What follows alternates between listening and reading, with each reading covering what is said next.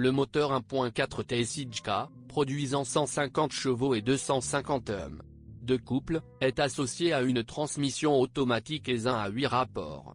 Octavia avec une telle combinaison accélère plus vite que la plupart des concurrents ci-dessus. Oui, la version précédente de la 7 avec un moteur turbo et un robot DSG DQ200 roulait plus vite et semblait plus dynamique, mais la version actuelle roule également décemment.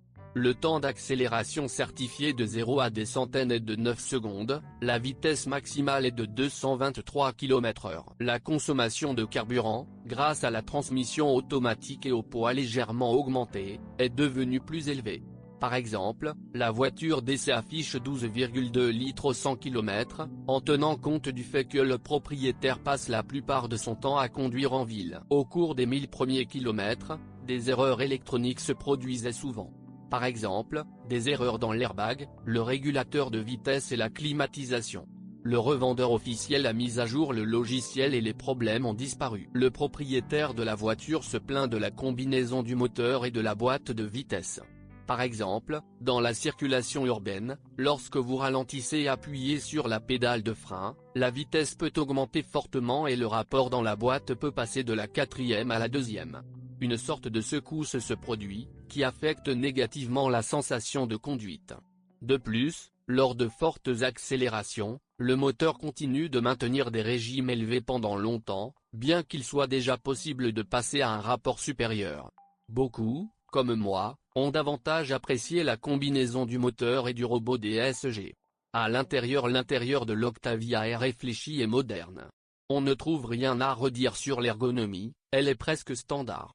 Le volant multidirectionnel à 2 branches, le tableau de bord numérique et l'écran du système multimédia Bolero de 10 pouces sont frappants. Le système de navigation Columbus est disponible dans des versions plus chères. Les clés et rondelles traditionnelles sont manquantes. Le contrôle s'effectue sur l'écran. Vous pouvez augmenter le volume en déplaçant l'échelle virtuelle en bas du panneau. La température dans l'habitacle peut être réglée avec 2 doigts en passant d'abord en mode climatisation. Il y a suffisamment d'espace à l'arrière pour 2, voire 3 passagers. Le tunnel central dispose de 2 chargeurs USB type C et de commandes de climatisation, heureusement il est à 3 zones.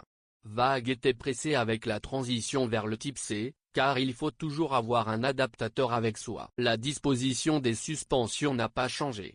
Jambes McPherson à l'avant, poutre semi-indépendante à l'arrière.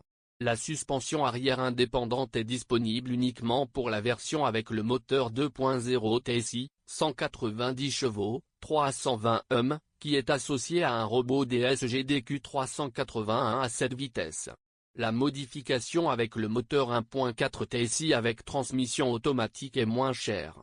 Naturellement, le caractère unique de l'Octavia avec un moteur de 2,0 litres réside dans sa dynamique d'accélération.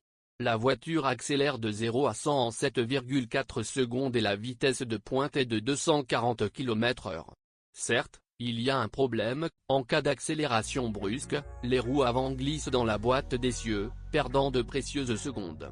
La transmission intégrale n'est clairement pas suffisante pour un tel moteur et une telle boîte de vitesse.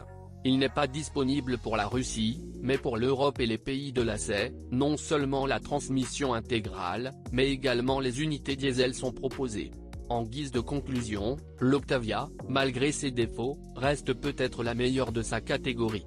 La voiture combine un design strict et impressionnant, un intérieur bien pensé, un coffre immense et un moteur économique à couple élevé.